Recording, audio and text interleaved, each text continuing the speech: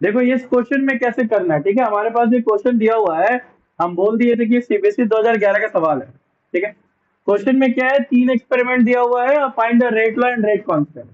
सबसे पहले तो रेट लॉ एक्सप्रेशन देखेंगे इसका। क्या है, rate equals to K A to the power X B to the power Y, this is the rate expression. ये हमारा रेट लॉ एक्सप्रेशन है, ये हम बताए हुए rate law expression.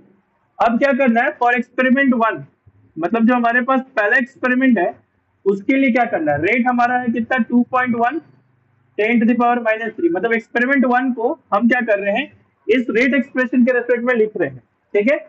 2.1 10 to the power -3 equals to k, सब ध्यान दीजिएगा यहाँ पे, a to the power x यानी 0.10 टू द पावर x और b is 1.0 to the power y. Now come to the point for experiment 2. 8.4 into 10 to the power -3 equals to k 0.20 to the power x 1.0 to the power y. So experiment 2 को भी अपने को मिल गया, ठीक है। 1 और 2 पता चल गया ना यहाँ पे, ठीक है ना। अब आते हैं थर्ड वाले के लिए, फॉर एक्सपेरिमेंट 3। तीसरा इक्वेशन दिया, देखो क्या होगा। तीसरे एक्सपेरिमेंट के लिए हमारा सेम रिलेशन अगर जाए तो 8.4 into 10 to the power -3 equals to k 0.20 to the power x और 2.0 to the power y। This is equation number 3।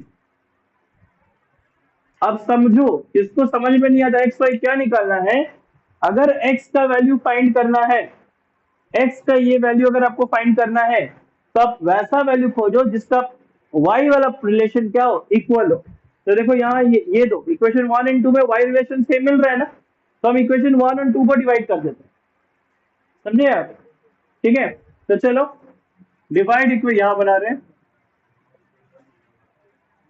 Divide equation 1 and 2, दो इक्वेशन को डिवाइड करते हैं, क्या आ जाएगा 2.1 10 to the power -3 divide by 8.4 into 10 to the power -3 equals to k 0.10 to the power x और 1.0 to the power y divide by k 0.20 to the power x and 1.0 to the power y। ये हमारा आया। While dividing equation 1 and 2 अपने को ये मिल रहा है, ठीक है। ये सेक्शन को काट दो, क्लियर है, ये सेक्शन हमारा कट गया। कटने के बाद क्या आ रहा है, देखो k से k कैंसिल, 10 की पावर -3 से 10 की पावर -3 कैंसिल। समझ में आ रहा है लड़की, करिश्मा, क्लियर है सारा अनुभव। अब इसे अगर आप सॉल्व कर रहे हो तो आपका 1/4 आ रहा है, कमलेश देखेंगे नहीं, इसे सॉल्व किया तो 1/4 और इधर आ गया मेरा 1/2 के पावर में x, तो डेफिनेटली x का वैल्यू क्या होना चाहिए 2 आना चाहिए।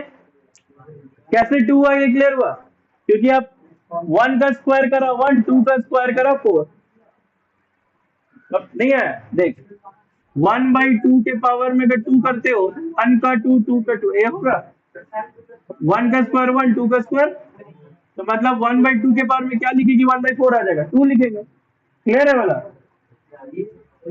चलो अब अपने को y फाइंड करना है ना, y फाइंड करना है तो x का कौन सा पार्ट बराबर है, देखो 2 और 3 बराबर दिख रहा है, ठीक है।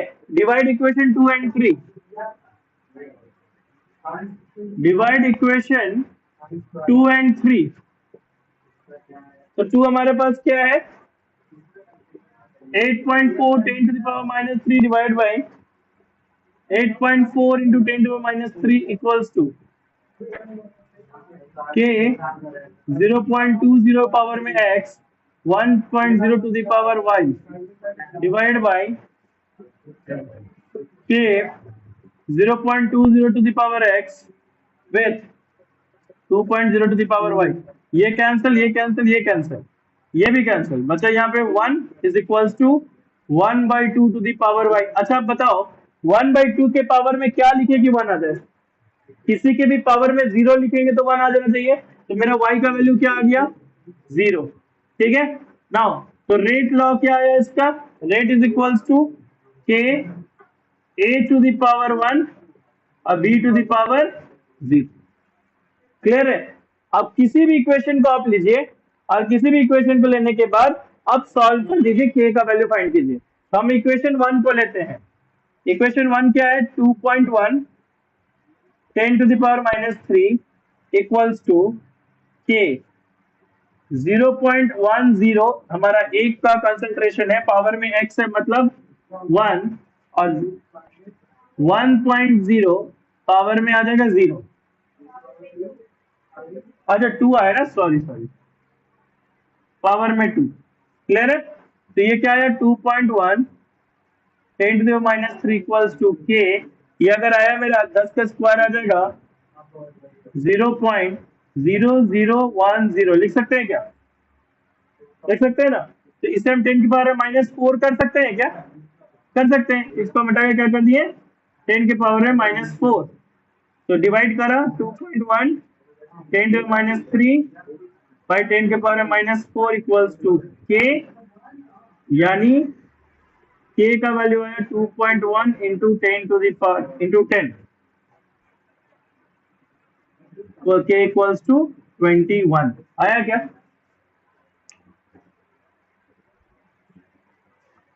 नीचे का 0 -3, हाँ 21 k का वैल्यू आया। रेट कांस्टेंट k का वैल्यू कितना है आप लोगों का? 0.21 21 आएगा। ठीक है, ये आपका पूरा यहाँ पे दिया हुआ है। एक सवाल आपके केमिकल काइनेटिक्स का ऐसा फिक्स है, कंफर्म एकदम आना, बोर्ड पेपर में तो ये आना ही आना है। इसके साथ इंटीग्रेटेड रेट का भी आता है, तो इंटीग्रेटेड रेट के लिए अलग सवाल पढ़ाएंगे हम लोग, बट ये वाला पॉइंट पे क्लियर है, कोई दिक्कत नहीं है ना इस क्वेश्चन में? ठीक है, तो चलो अब आगे बढ़ जाते हैं। अंजलि क्लियर है?